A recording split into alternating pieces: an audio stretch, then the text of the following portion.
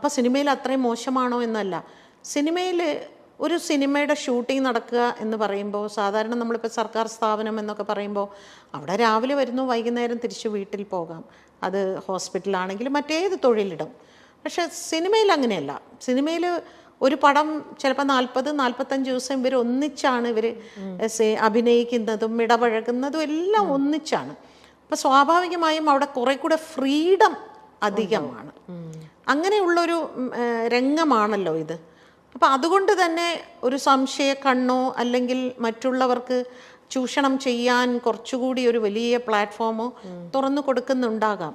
അവിടെ നിന്നൊക്കെ നമുക്ക് വളരെ ഈസി ആയിട്ട്, ഞാൻ വീണ്ടും വീണ്ടും പറയുകയാണ്, വളരെ ഈസി ആയിട്ട് തന്ത്രപൂർവ്വം ബുദ്ധിപൂർവ്വം അവിടുന്ന് രക്ഷപ്പെടാൻ സാധിക്കും. ഒന്നും നഷ്ടപ്പെടില്ല.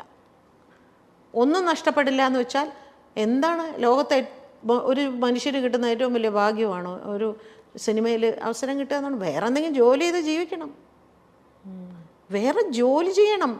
കൈയും കാലും നല്ല സ്വാധീനമുണ്ടെങ്കിൽ ഞാൻ എന്ത് ജോലി ചെയ്തും ജീവിച്ചോളാം, എനിക്ക് ഇങ്ങനെയുള്ള എന്ന് തീരുമാനിക്കാനുള്ള സ്വാതന്ത്ര്യമുണ്ട്. അത് തീരുമാനിക്കണം. ചില കുട്ടികൾ ഭയങ്കര പാഷനായിട്ട് ഇതിലേക്ക് വരും. അവർക്ക് ഇതല്ലാതെ വേറൊന്നും ചെയ്യാൻ അറിയില്ല എന്നാണ് അവർ സ്വയം വിചാരിച്ചുകൊണ്ടിരിക്കുന്നത്. നമ്മൾ ജനിക്കുമ്പോൾ നമ്മൾ പിന്നെ നടനാവും നടിയാവും എന്നും പറഞ്ഞുകൊണ്ടാണോ ജനിക്കുന്നത്? അല്ലല്ലോ. അത് പിന്നീട് നമുക്ക് അതിലേക്ക് ഒരു അട്രാക്ഷൻ വരുന്നു. റിയൽ സിനിമയോട് സത്യസന്ധമായ പാഷൻ ഉണ്ടെങ്കിൽ ആർക്കും നമ്മളെ ചൂഷണം ചെയ്യാൻ പറ്റില്ല.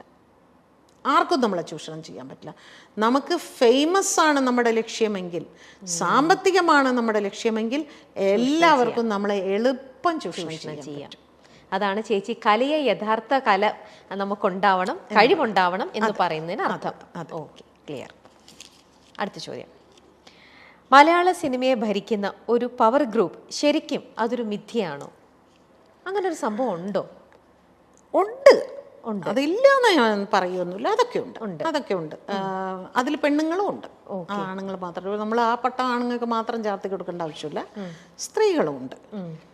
പല പല രീതിയിലാണെന്നോ. ഞാൻ ഒരു കാര്യം പറയാം. ഇപ്പോൾ നമ്മൾ നടന്മാരെ എടുക്കുകയാണെങ്കിൽ ഇപ്പോൾ ഒരുവിധപ്പെട്ടതിനൊരു 7-8 നടന്മാർ വരെ നമ്മൾ മലയാളികൾ മുഴുവൻ പറഞ്ഞ രണ്ട് പേര് എന്ന് പറയും. മോഹൻലാലിൻ്റെയും മമ്മൂട്ടി അങ്ങനെയൊന്നുമല്ല. അതല്ലാത്ത നടന്മാരുണ്ട്. എനിക്ക് ഇന്ന നായിക മതി, എനിക്ക് ഇന്ന ക്യാമറ മതി, ഇന്ന സ്ക്രിപ്റ്റ് മതി, ഇന്ന ആളുടെ കഥ വേണ്ട എന്നൊക്കെ പറയുന്നുണ്ട്. കാരണം എല്ലാവർക്കും തിയേറ്റർ മാർക്കറ്റുണ്ട്. ഇതിനെല്ലാം നിർമ്മാതാക്കളും സംവിധായകരും ഓക്കെ എന്നും പറയുന്നുണ്ട്. അപ്പോൾ എങ്ങനെയാണ് അവർ പ്രമുഖരാവുന്നത്? ആർക്കൊക്കെ ഇതിൽ കൈയുണ്ടെന്നൊന്ന് ആലോചിച്ച് നോക്കൂ. തിയേറ്ററുകാർക്കുണ്ട്, ചാനൽ OTT പ്ലാറ്റ്ഫോമിനുണ്ട്, പിന്നെ പ്രൊഡ്യൂസേഴ്സിനുണ്ട്, ഡയറക്ടേഴ്സിനുണ്ട്. എല്ലാവരും കൂടിയാണ് അവരെ പ്രമുഖരാക്കുന്നത്. അയ്യോ, അങ്ങേരില്ലാതെ പറ്റില്ല. അപ്പം അങ്ങനെ ഒട്ടുമിക്ക നടന്മാർക്കും അങ്ങനെ സജഷൻസ് ഉണ്ട്. പക്ഷേ ഒരിക്കലും ഒരു നടിക്ക് എനിക്ക് ഇന്ന നായകൻ വേണം എന്ന് പറയാനുള്ളൊരു പവർ ഇവിടെ ഇല്ല.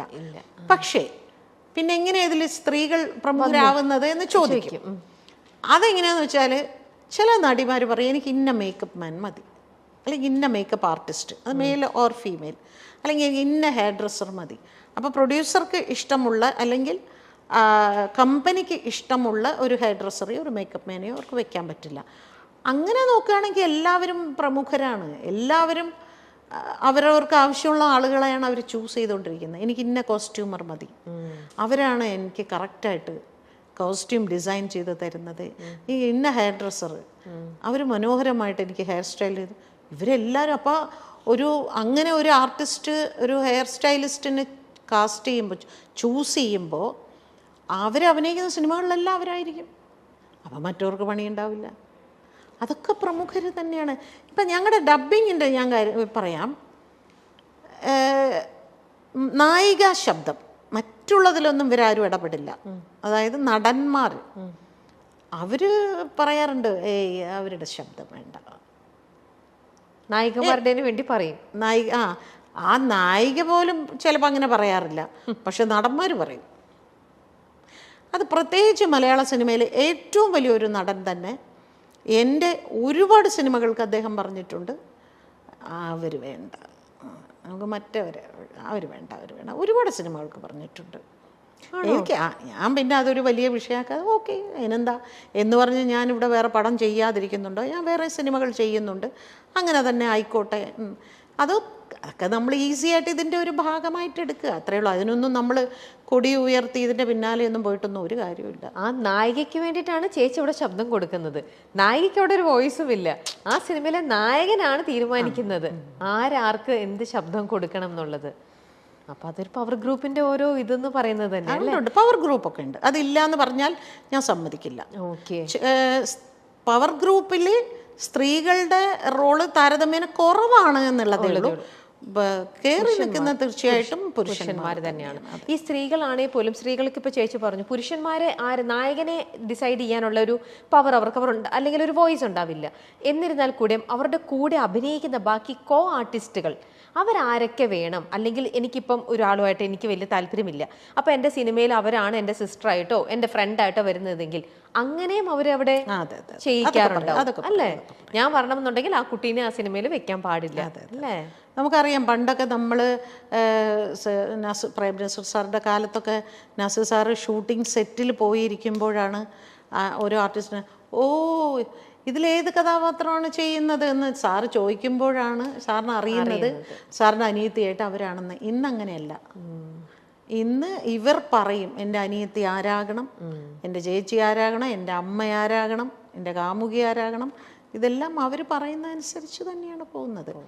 പക്ഷെ അതൊന്നും ഒരു നിയമം കൊണ്ടൊന്നും അതൊന്നും മാറ്റാനൊന്നും പറ്റില്ല. പക്ഷെ അത് മലയാളത്തിൽ മാത്രമല്ലല്ലോ ഇപ്പൊ ഉള്ളത്, ഇവിടെ കുറവാ അല്ലേ? പുറത്തേക്കൊക്കെ ഇവിടെ കുറവാണ്. അവിടെ ഏത് തിയേറ്റർ റിലീസ് ചെയ്യണമെന്ന് വരെ അവർ തീരുമാനിക്കും. ഏത് പിന്നെ സെന്ററിലേക്ക് ഇത് പോകണം, എവിടെയൊക്കെ പോകണം, ഇത് എങ്ങനെ റിലീസ് ചെയ്യണം, എന്ന് റിലീസ് ചെയ്യണം എന്ന് വരെ അവർ പറയും. ഇവിടെ പക്ഷെ അത്രയായിട്ടില്ല. നമ്മുടെ പവർ ഗ്രൂപ്പ് ഇനിയും അവരുടെ ലെവലിൽ വളരേണ്ടിയിരിക്കുന്നു. ഓക്കെ, സിനിമാ മേഖലയിൽ നടക്കുന്ന പ്രശ്നങ്ങൾ പുറത്തു വരുന്നത് മറ്റു മേഖലകളിലും നവീകരണത്തിന് വഴിതെളിക്കുമോ? സിനിമയിൽ വരുന്നത് മറ്റു മേഖലകളിൽ നമ്മുടെ ഇപ്പം നടന്നുകൊണ്ടിരിക്കുന്ന സംഭവം സിനിമയിൽ മാത്രമുള്ളതല്ലല്ലോ. ഈ സംഭവങ്ങളൊക്കെ വേറെ ഏത് ഇൻഡസ്ട്രിയിലും വേറെ എല്ലാ മേഖലകളിലും ഉള്ളതാണ്. അല്ല, ഇതുപോലെ ഒരു കമ്മിറ്റി എല്ലാ മേഖലയിലും വരണം എന്ന് എനിക്കൊരാഗ്രഹമുണ്ട്. രാഷ്ട്രീയത്തിൽ ഒരു കമ്മിറ്റിയെ കൊണ്ടുവരണം. എത്രമാത്രം ഇത്തരത്തിലുള്ള പ്രശ്നങ്ങൾ അവിടുത്തെ സ്ത്രീകൾ അനുഭവിക്കുന്നുണ്ട് പറയണം. അതുപോലെ ആശുപത്രികളിൽ, ജോലി സ്ഥലങ്ങളിൽ, പിന്നെ ഈ പറയുന്ന സർക്കാർ, ഇവിടെയൊക്കെ ഇതുപോലെ ഓരോ കമ്മിറ്റി വെക്കട്ടെ. അപ്പം അറിയാം. ഇപ്പോൾ സിനിമയാണല്ലോ ഏറ്റവും അധികം ചെളിവാരി എറിഞ്ഞുകൊണ്ടിരിക്കുന്നത്. ഇനി മീഡിയക്കുള്ളിലും വരണം. സ്ത്രീകൾ പ്രതികരിക്കാൻ മടിക്കുന്നത് ഭീഷണിയെയും വെല്ലുവിളികളെയും പേടിച്ചാണെന്ന് കരുതുന്നുണ്ടോ? ഭീഷണി ഉണ്ടാവും, ഡെഫിനറ്റ്ലി ഉണ്ടാവും അല്ലേ? അതുകൊണ്ട് തന്നെ ഞാൻ നേരത്തെ പറഞ്ഞ കാര്യത്തിലും ഉണ്ട്. ഒരു വിരട്ടലൊക്കെ എല്ലായിടത്തും ഉണ്ടാവും. ഇപ്പോൾ ഞാനിപ്പോൾ ഇവിടെ വന്നിരുന്ന് തുറന്ന് സംസാരിക്കുന്നതിന് എനിക്ക് എൻ്റെ ജീവിതത്തിൽ ഞാൻ ആദ്യമായിട്ടാണ് ഈ ഹേമ കമ്മിറ്റി റിപ്പോർട്ട് വന്നതിന് ശേഷം എൻ്റെ പ്രതികരണങ്ങൾ കൊണ്ട് എനിക്കിപ്പോൾ നിരന്തരം ഭീഷണി ഫോൺ കോൾസ് വരുന്നുണ്ട്. ഇത്രയും കാലം എനിക്ക് ഈ അനുഭവം ഉണ്ടായിട്ടില്ല.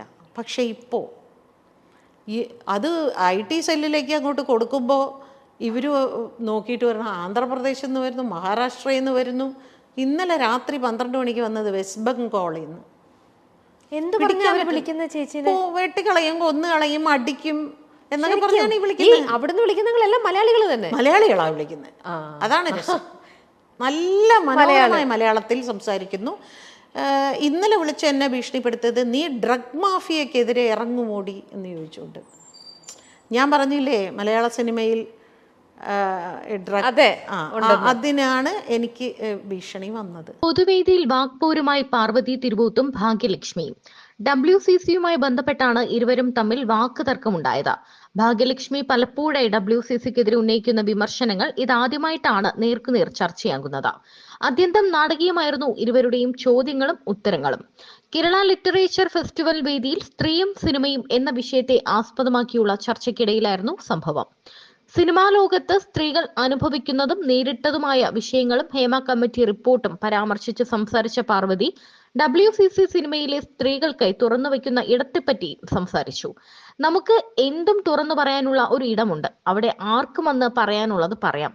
വിമർശിക്കാനുള്ളവർക്കും അവിടേക്ക് വരാമെന്ന് പാർവതി പറഞ്ഞു. ഇതിനു മറുപടിയായിട്ടാണ് കാണികൾക്കിടയിൽ നിന്ന് ഭാഗ്യലക്ഷ്മി സംസാരിച്ചു തുടങ്ങിയത്. WCCയോടുള്ള നിർദ്ദേശം എന്ന മട്ടിലാണ് ഭാഗ്യലക്ഷ്മി സംസാരിച്ചു തുടങ്ങിയത്. ഈ ഓർഗനൈസേഷൻ കുറച്ചുകൂടി ആളുകൾക്ക് സംരക്ഷണം കൊടുക്കുന്ന രീതിയിലാകണം. ഇരുന്ന് സംസാരിക്കാനും അവരോടൊപ്പം കുറച്ചു സമയം ചെലവഴിക്കാനുമുള്ള ഒരു സ്പേസ് നൽകാനുള്ള ഒരു ശ്രമം WCC നടത്തിയാൽ നല്ലതാണെന്ന് എനിക്ക് തോന്നുന്നു. കുറെ കൂടി ആളുകൾ നിങ്ങളിലേക്ക് വരാൻ ശ്രമിക്കും. ഞങ്ങൾ എങ്ങനെയാ മാഡം അവരുടെ അടുത്തേക്ക് പോകേണ്ടത് എന്ന് എന്നോട് സ്ത്രീകൾ ചോദിക്കാറുണ്ട്. ഡബ്ബിംഗ് ആർട്ടിസ്റ്റുകളല്ല, അവർക്ക് പരാതിയില്ല എന്ന് തന്നെ വെച്ചോളൂ. ചോദിക്കുന്നത് മറ്റൊരുപാട് ആർട്ടിസ്റ്റുകൾ, ടെക്നീഷ്യൻസ് ആയിട്ടുള്ള സ്ത്രീകൾ, അങ്ങനെ പലരും. ഞങ്ങൾ എങ്ങനെയാ മാഡം അങ്ങോട്ട് പോകേണ്ടത്, ആരുടെ അടുത്തേക്കാണ് പോകേണ്ടത് എന്ന് ചോദിക്കുന്ന ഒരു ചോദ്യം ഇവിടെ നിൽക്കുന്നുണ്ട്. അപ്പോൾ അതുകൂടി ഒന്ന് നിങ്ങൾ പരിഗണിക്കണം എന്നുകൂടിയാണ് എനിക്ക് ഇത്രയും ആളുകളുടെ മുന്നിൽ വെച്ച് നിങ്ങളോട് പറയാനുള്ളത്. ഞാൻ ഇവിടെ വെറുതെ ഇരുന്ന് കേട്ടിട്ട് പോകാം എന്ന് കരുതി തന്നെയാണ് വന്നത്. പക്ഷേ എനിക്ക് അങ്ങനെയല്ല തോന്നിയത്. എന്റെ ഭാഗത്ത് നിന്നുള്ള ഒരു സജഷൻ ഉണ്ടാകണം എന്ന് ഭാഗ്യലക്ഷ്മി പറഞ്ഞു.